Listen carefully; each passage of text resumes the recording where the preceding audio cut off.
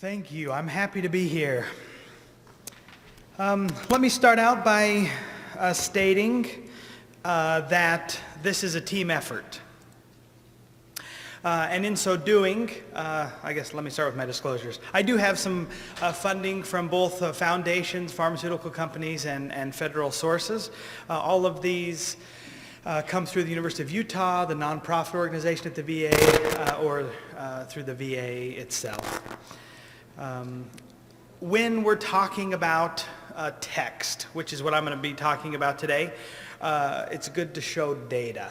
Now, we are going to show you data today, but we won't show anything from a real patient record. This is not VA data. It's all simulated data and examples that our team has written or collected over the years from synthetic data sources.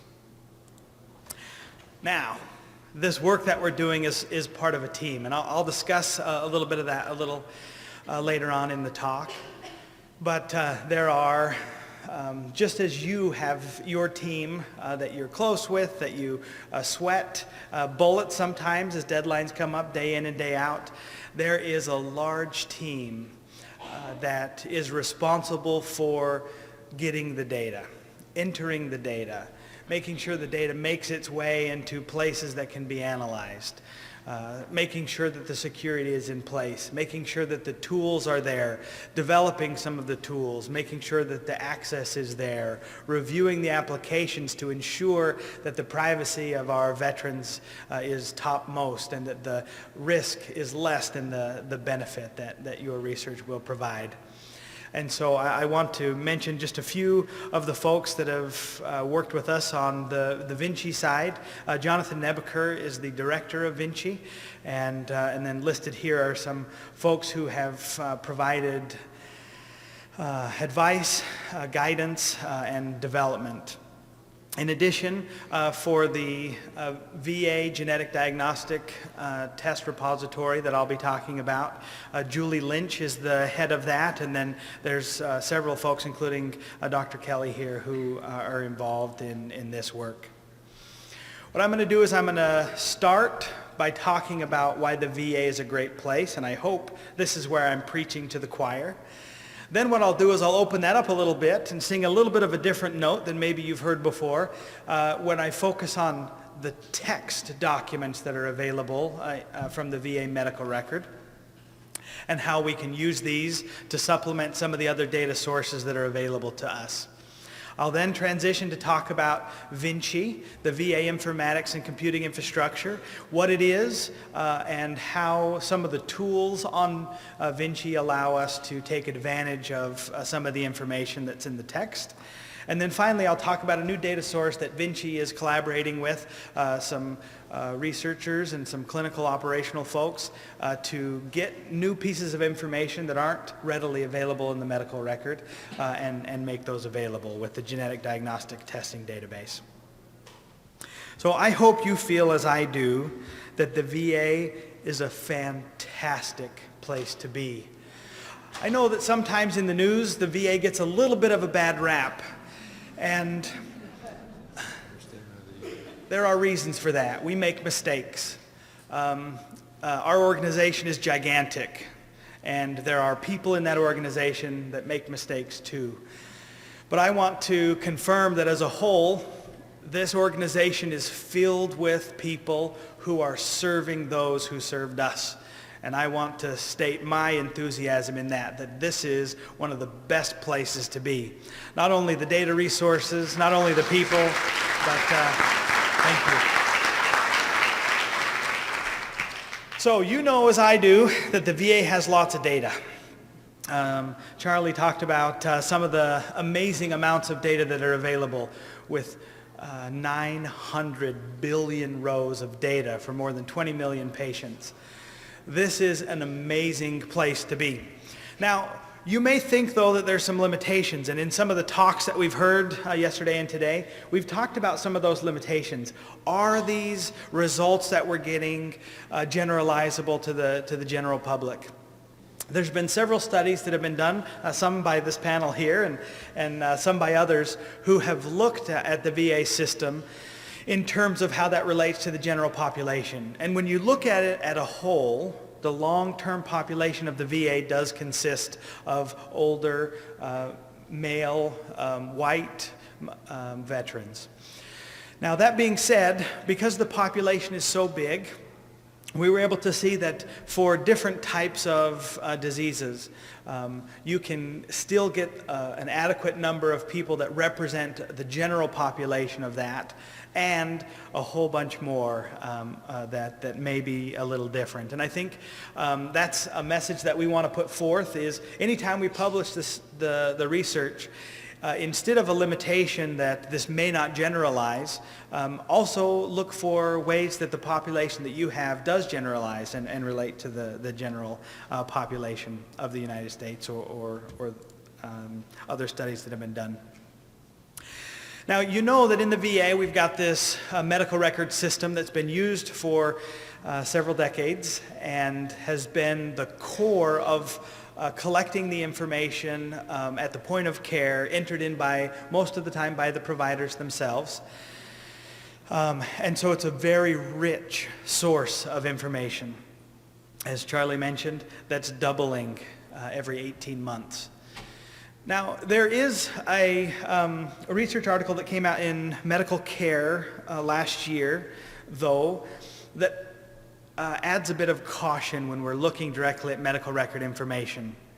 And they list a whole bunch of points that you need to take into account when you're using medical record data to do research. Two of these I'm going to call out.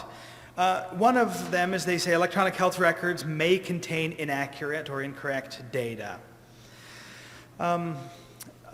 Often we see this in administrative codes, and we have ways to get around that, where we say something like, somebody came in, we made an initial diagnosis, and so a diagnosis code was added to the record.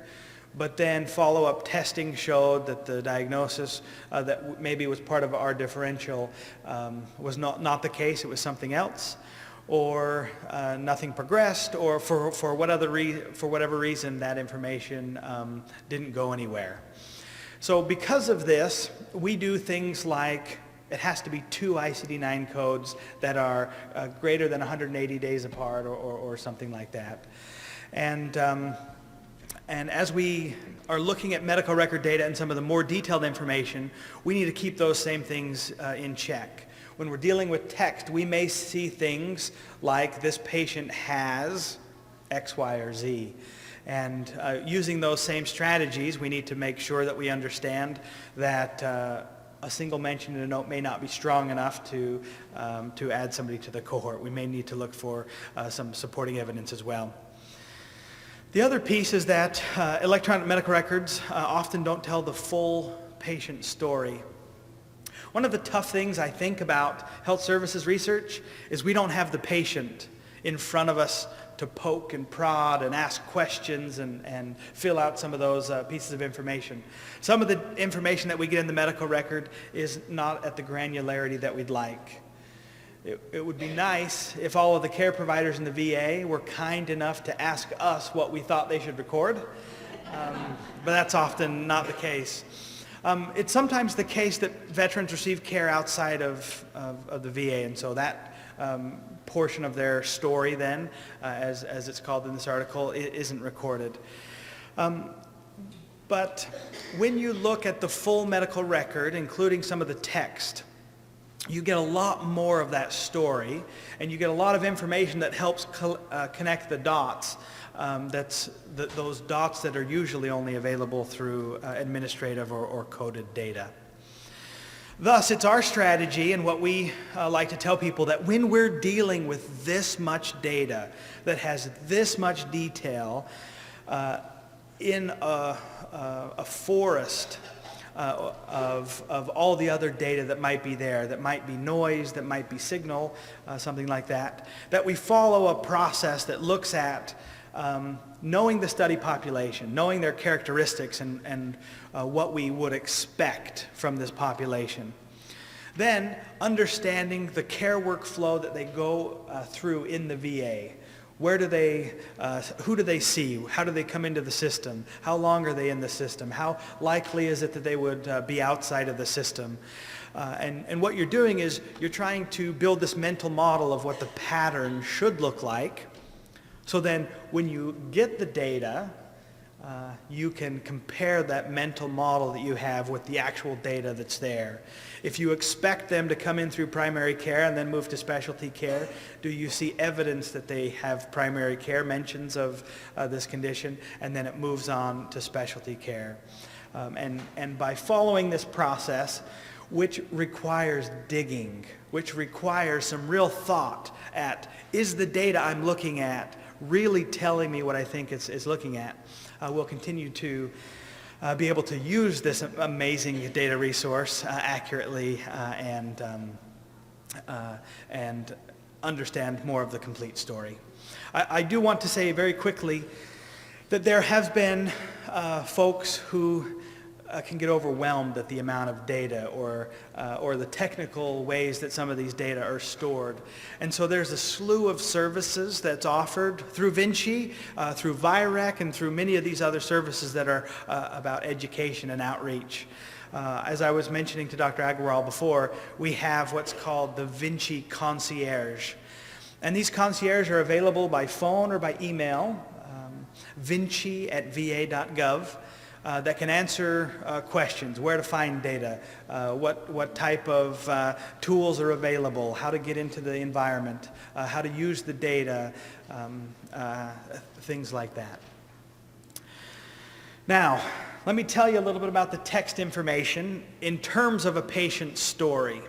So this patient right here, obviously it's simulated data, and it's a screenshot captured from the CPRS medical record system that's available for each of us to download and use as an open source platform and use some of the sample data that's in here. I've replaced this sample data with a patient story that fits for this audience. What you may see in the medical record for this patient is an ICD-9 code, and you may know the ICD-9 code specifically for when you see a patient with breast cancer. But there's so much more information that we can know about this patient. How severe is the breast cancer? Well, here we find out it's stage 2A, and down below we find that it is stage T2N0M0. When was this patient diagnosed? Well, it gives a little bit of a story in the text where we see here that she noticed a lump in November of 2007. Then, what was the care that was provided? Mammogram, a biopsy, some pathology that followed that, and from that, we get a diagnosis that has some incredible amounts of detail here. Not only do we get this diagnosis here, but we find out some other pathology results that it's ER positive, PR positive, and HER2 negative. And so we get some treatment information, so when the treatment happened and sometimes even why.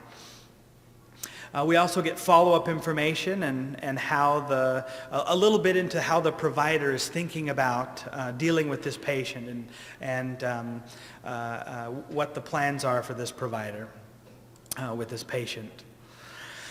In a study that we're working on with Dr. Samir Gupta from VA in San Diego, we talked about some candidate predictors. We're looking for some candidate predictors when we're doing colonoscopy of metachronous neoplasia.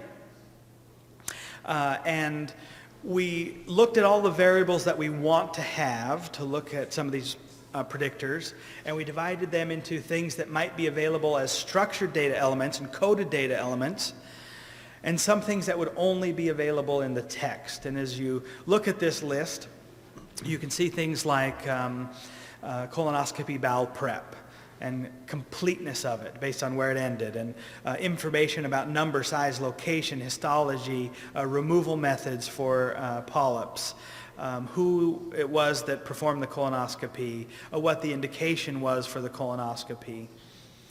Down at the bottom, it's interesting, you'll see that smoking lives in both sides, and you know that there's an ICD-9 code for smoking. You may be aware that you can enter in some smoking information as a health factor in the medical record and use that as almost coded data. But in the medical record, you can get a lot of detail about smoking, and I'll show that example a little bit later. Now, there are more than 2 billion text notes inside the VA, radiology reports, discharge summaries, progress notes. And these are captured on a daily basis. And so today, the notes from yesterday are posted and available for review inside the corporate data warehouse. Vinci is an environment that provides researchers and other VA credentialed folks access to a nationwide view of patient data in a central, secure environment inside the VA intranet. Along with this data access, it's an environment for you to code. It's an environment for you to use analytic tools. It's an environment for you to use visualization and transformation tools so that you can see and view and move and analyze the data. All of the access to Vinci is not controlled by Vinci, but by folks like Charlie and other data stewards for data that's available. But all of these data sources can be used inside the Vinci environment. As you'll see here, I've put Vinci here as this monolith in the middle. It is located in the data center in Austin. But anyone from any location can remotely log in. If you're outside the VA system, first you have to VPN or use the Citrus Access Gateway to get inside the VA intranet. And then from there, you can remote desktop in. And inside Vinci, it looks like you're just using your own computer. It pulls up and you have a Windows machine. You can open up the SAS tools that are available there. You can browse your data files or your databases right from there, just like you would do if it were right on your own computer. So it's a wonderful environment that pairs the data with the tools, with the computing power, all in the same place. Vinci has a wide range of collaborations throughout the VA. Including the governance board that has Dr. Hines from VIREC, Dr. Atkins from HSR&D, Jim Breeling from ORD, Jack Bates from OIT, and Steve Finn from OABI. And so there's representation, and Vinci supports tasks across all of these efforts. We also have a recently formed user advisory board where folks across the country come and help us deal with issues that are most important to our users. And I understand that some users here would like to figure out more the access procedures. They would like to figure out a little bit more about how the data is stored and where to find certain things. And by joining the Vinci User Advisory Board, you can take those issues and represent a group of folks to make sure that those are implemented. Now, inside the Vinci environment, some of the tools that we have are natural language processing tools. And so here I'm showing an example or an illustration that shows kind of how natural language processing works. We like to think of it as a pipeline where you take some document at the top here, and that document goes through, it flows through this pipeline where individual processes attack the data, modify it, transform it, build structure, map codes. They do, each process does one little part, and then it passes it down the pipeline to the next processing unit in the pipeline. And so usually what happens is you break down the information from a full document into paragraphs, into sentences, into words, and then with those words you try to understand the syntax, which then helps you build some of the semantics for it. Now, the details aren't important, other than saying that as you take a hard problem like what is this text saying, and you break it up into smaller pieces, you can slowly build piece by piece to understand now what that document is stating. Let me skip through this real quick, but this just shows how a document moves through the pipeline.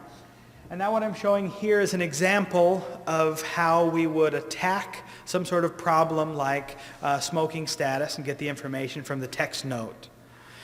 So as you'll see here, there's the difference between just having an ICD-9 code for smoking or something like that versus the fact that you know how long this patient has smoked, how many packs he's smoked a day, for how long, and when he quit. And so these are some of the rich pieces of information that, as Dr. Kelly mentioned, might be important for determining whether somebody meets screening criteria, for classifying severity or risk into one of the studies that you're doing. And we can tackle that through some of these automated means through natural language processing. So here what I'm showing is we can use some keywords, is a common way to start, to look for pieces of information that might be relevant. And so here what we've done is we've found some relevant terms, and from these relevant terms we know that this is a candidate area where relevant information might be stored. Next, we build a window around that information that helps us then provide a context of where to look and how to interpret the information. Next, we've got different patterns that we can look for to try and understand quantity, frequency, duration, and dates. And then we can take those and classify that information into something that is normalized, coded, structured, etc., that can be used then alongside any other variables that you have for your study.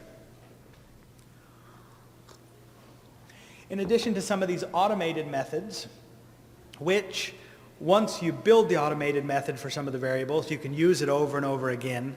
But until there's an automated method specifically for the variables you're looking for, maybe one of the only choices is manual chart review. Maybe for your study there's something that sticks out that you want to dive deeper in and perform chart review.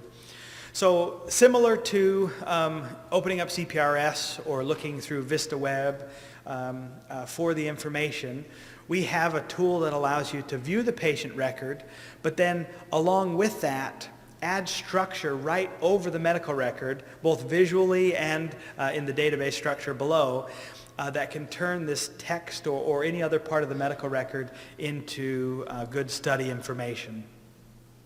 So here what I'm showing is, in this medical record, we have both a list of vital signs here, and then we've got different pieces of information from the notes. And what this person has done is chosen the type of structure that they'd like to add on top of it, and highlighted the part of the note that has the information they're looking for. And along with that highlight to point where the information is in the record, you can make comments, you can add codes, you can add any other structure that you might need for your study. You can filter the data so that you're only looking for notes with specific keywords or within a specific date range for your study, things like that.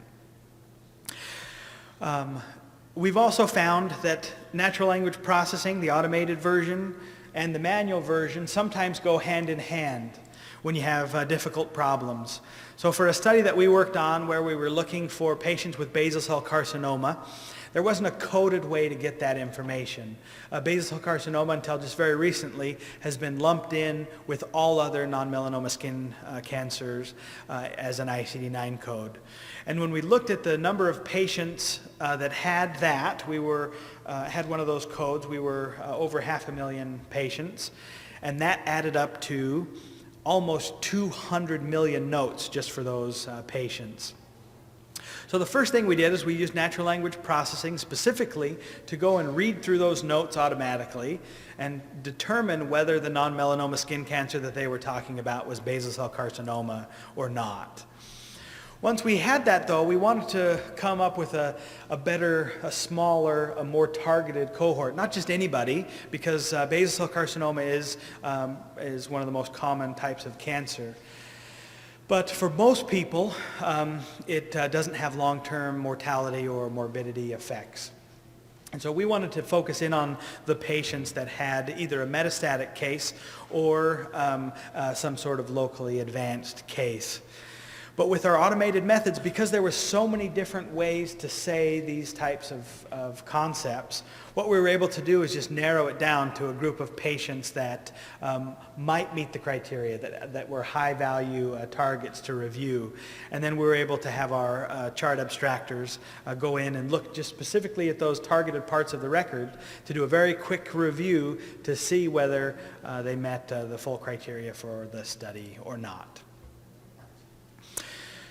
Finally, what I want to talk about is, in addition to text, there are other sources of data that aren't readily available in the medical record, and one of those is genetic diagnostic testing. As you know, this is becoming a very common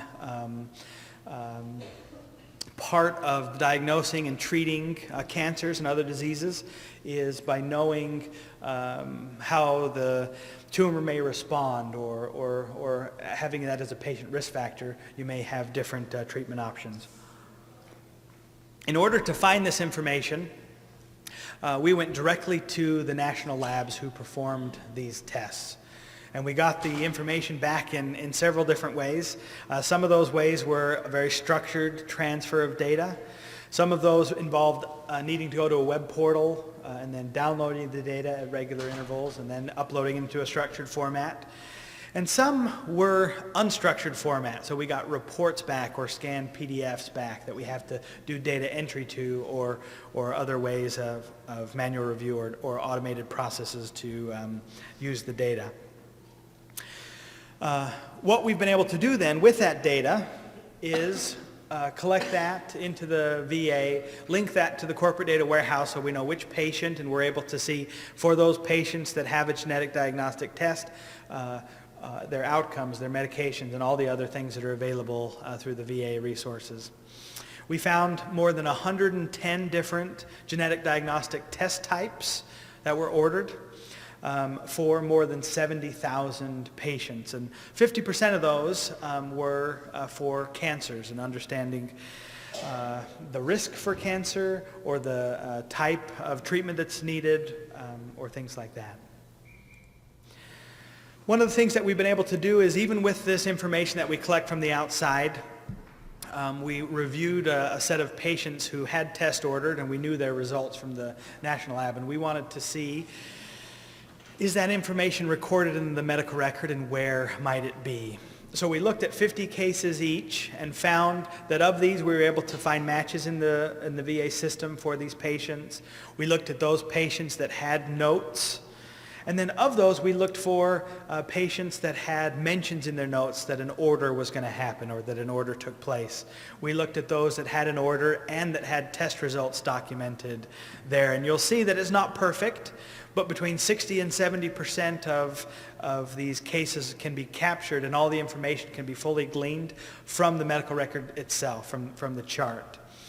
Now, using this information and the algorithms that we used to find these order and test results, we estimated in the VA how many patients met these, had these tests undergone, so that we could get kind of an idea of the scope that we were looking for. And so through this estimate, we have thoughts that about 1,000 patients had the Oncotype DX breast, about 10,000 patients had a KRAS test, 3,900, almost 4,000 EGFR, etc.